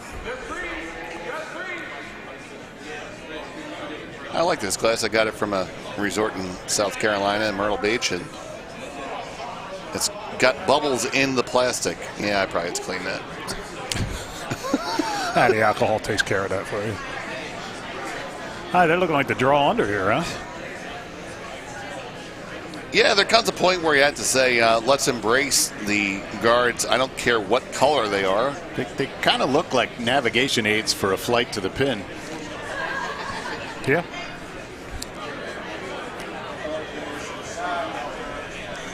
And we've seen that she definitely has draw weight today. So Absolutely. So, And I think it was just last end, although it might have been the fourth. Denver Curling Where, Club, runway 2 right, you are clear land. A draw to that side of the house at the far end. Curled very nicely. Sweepers think it needs a little bit of help. for weight, I would The assume. line is good. Yeah, Lots of room, but line's getting great. The line is going to be beautiful. Does it have the weight? No, don't. well, Can be just a touch light. it may be just a factor of that side of the sheet not getting as much action. And we can see that sitting here. There's not really frost on the ice, but we can see what's on the base. You just see the footprints. Yep. Lots of traffic on our left, not so much on the other side.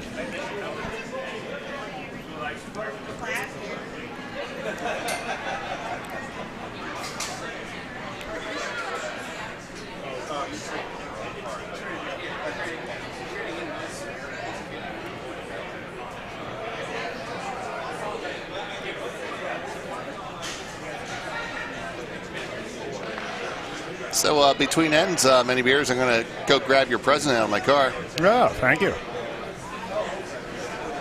Doesn't need to be inflated, does it? I was going to ask, is he going to bring in your past and your future as well? But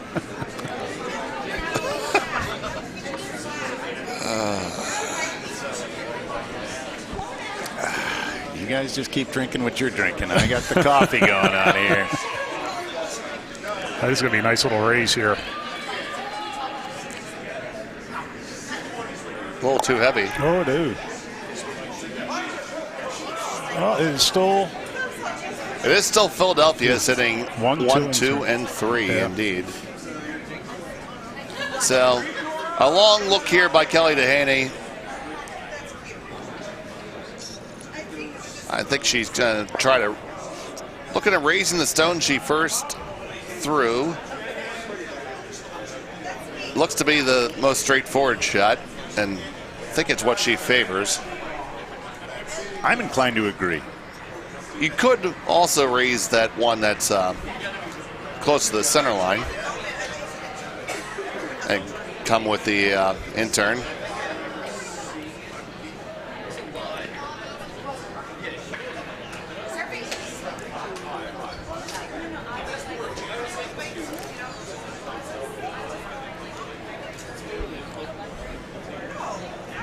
It's 9:46 in the morning at Bucks County Curling Club, and we're nowhere near close to making those jokes.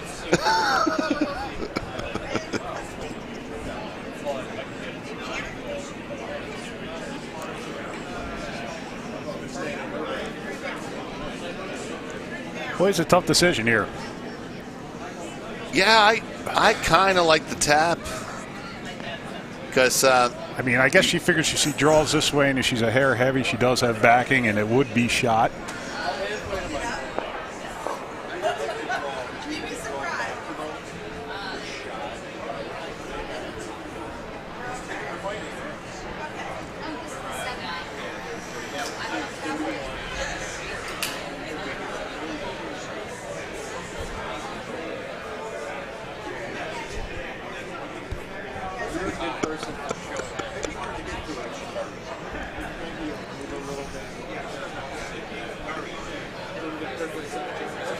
okay, so settling in on the stone cold draw. Great shot if you make it, tough one to execute. Back on the warm side of the sheet, I guess I think it's got to go again. everybody's got to remember that same weight over here is going to go a little bit farther. This has a lot of room left. Oh, it's got to get There's- past the blue. It's, And if it does- it's past the blue. There's a lot of room It's all behind. about the weight. Whoa! You got to get up. And a fine stone. That is really, really That's nice. a very good throw by Kelly from the Denver Curling Club. got to tip your cap there for sure.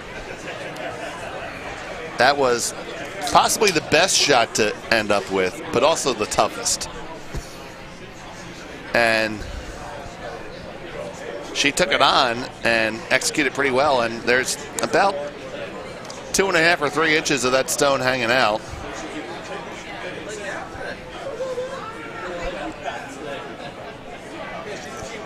My partner takes off his Dolce Gabbana glasses and puts on his dollar store cheaters.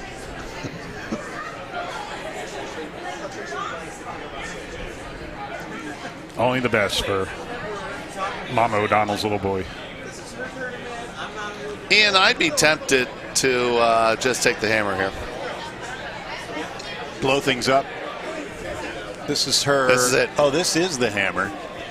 I'd throw normal peel at it. Try to, if you can catch it, you catch it. If you don't, Yeah. I don't care. Yeah, coming home with one up with. Yeah. Yeah, I concur.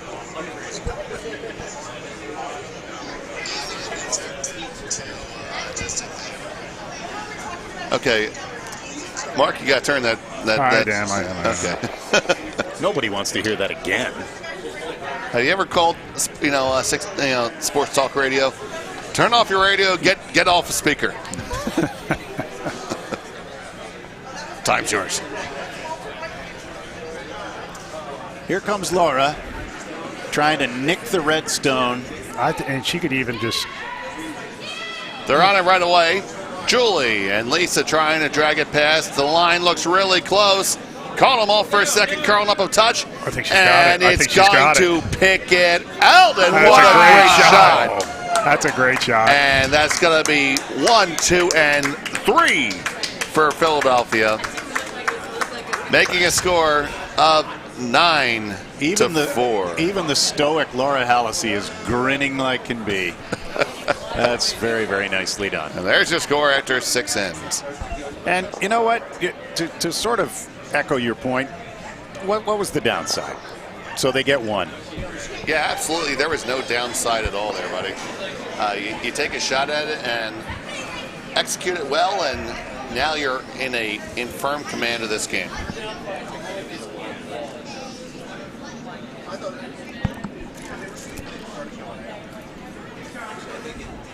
Dave going to do the little announcer's room? He's doing, as he called it earlier, the pause for the cause. Yeah, I thought that's what they were discussing. Oh, handshakes. Well, that's going to conclude things here on our feature sheet.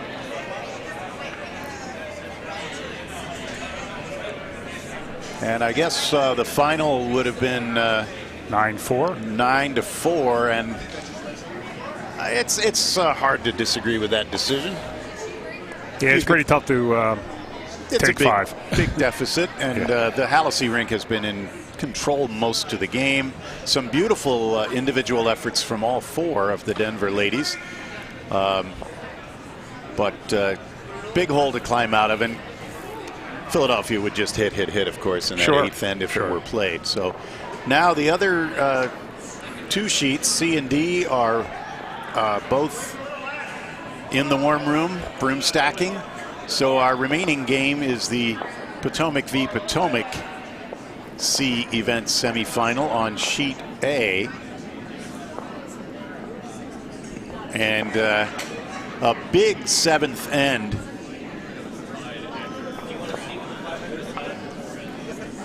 For Oh, wow.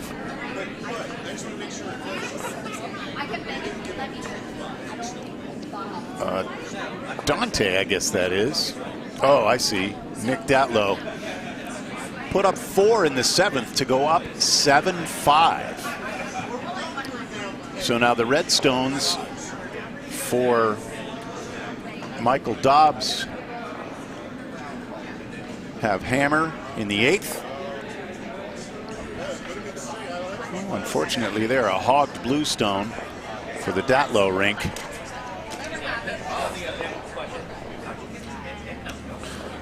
Well, these all C semis. Yes, these were all C semis, and the winners get 1 draw off, and they're back on the ice again at 1 o'clock for the C final. both men's and women's here in the His and Hers. Big seventh end, as we were just saying, for the Datlow crew. And Dobbs Rink has hammer, needs to get 2 or 3 to win outright.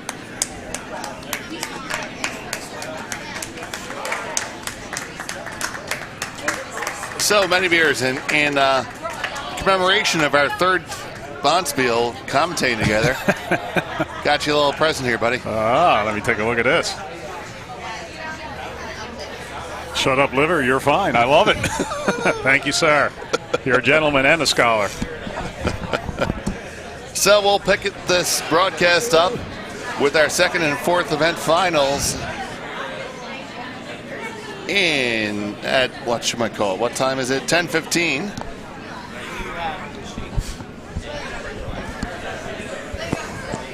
So make sure you stay tuned for that.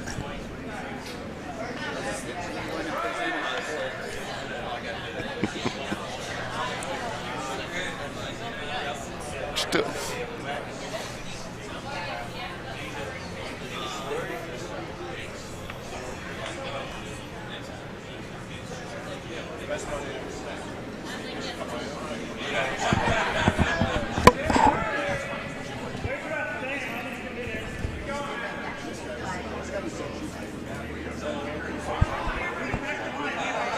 Dobbs Rink is coming down with another red stone. The sweepers are on it, but unfortunately they've over-curled and are tapping their own guard, but not enough to get in the house.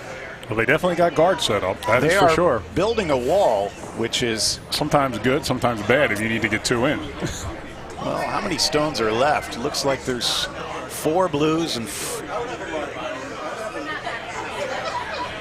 reds. Interesting. It's got to be 4 of red, too. 4 of each, because red has hammer. And they're doing the right thing here, start peeling the guards, but you want to peel. You don't want to leave it out there. Right. Do the arithmetic. A guard of any color is fine for Potomac. Yes, for Potomac. Quite right. Well, that does take 1 away. That works, and the shooter rolls almost out of play, but pretty ineffective over there. So we're basically doing radio now for you if you're interested in this Potomac v. Potomac game. Again, the Datlow Rink came up big in the 7th and is now ahead 7-5. Dobbs down 2 with the hammer coming home. We're in the second half of this end now with the first Vice Rocks.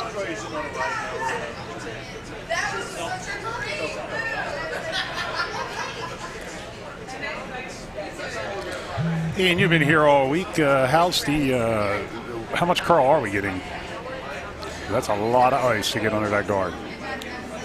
Yeah, sheet A can be tricky, of course. It's very weight sensitive. I played on A almost 2 weeks ago, and it actually curled very nicely both directions. Kudos to the ice crew. It's just a little strong. Yeah, a little bit hot. And Snickers as well. Look at how far out it comes. You know, when it got way off the center line. So had it had the right weight, I think it would have been in a good spot.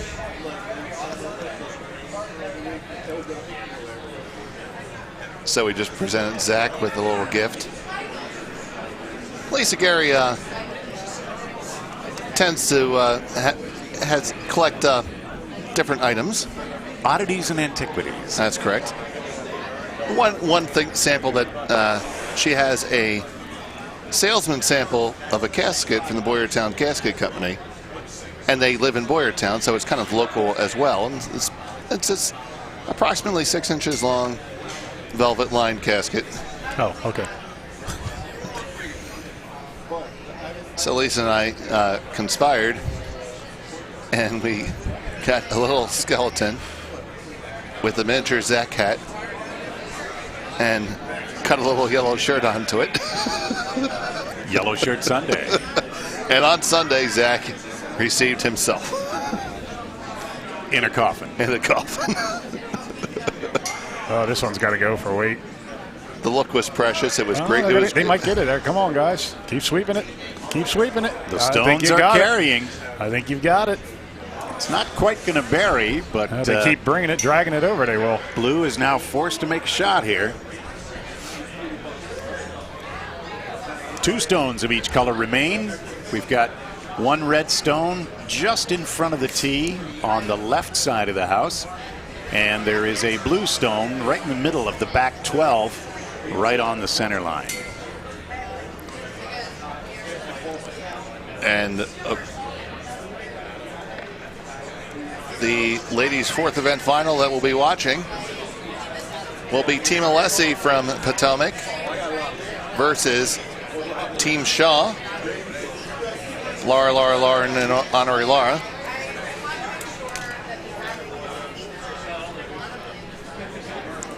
That's going to be at 10:15, so make sure you stay tuned. Now Nick Detlow on his way down with his first skip rock. The brushes are on it right away.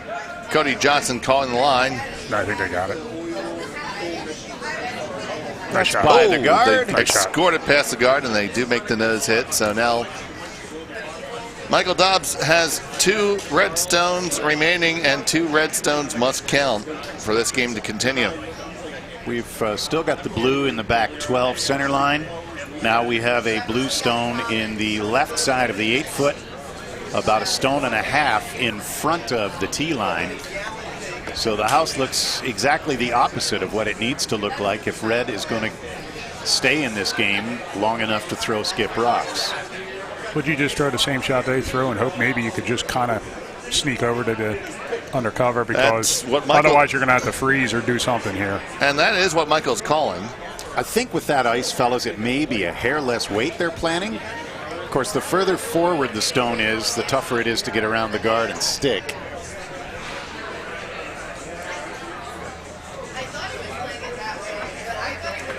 And I guess it's safer to try to bump the blue back because it increases your potential scoring area. Tough to, did somebody just say that? All right.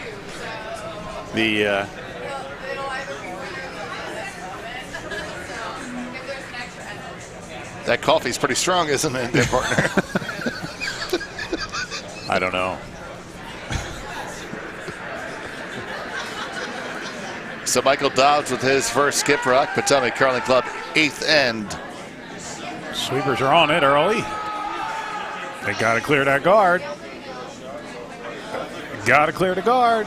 Going to get past the guard. They did not No. get past the guard, but It's going. Will it hang around? If Cody Needs Johnson to stay in can play. sweep this out, that's the game. And That is it the is game. out, And there it and that is. is all she wrote. All right. Well, thank you, fellas. I got to go get my shoes on. Absolutely. Congratulations to Nick Datlow from the Potomac Curling Club. Victorious over Michael Dobbs. They'll be back on the ice at 1 p.m. Coming up, D-event finals for the her side. Christina Alessi versus Courtney Shaw. And we'll have that for you in just a few minutes. So for Ian Alexander and Many Beers O'Donnell, Dave Schmel, we're going to take a minute. See you in a bit.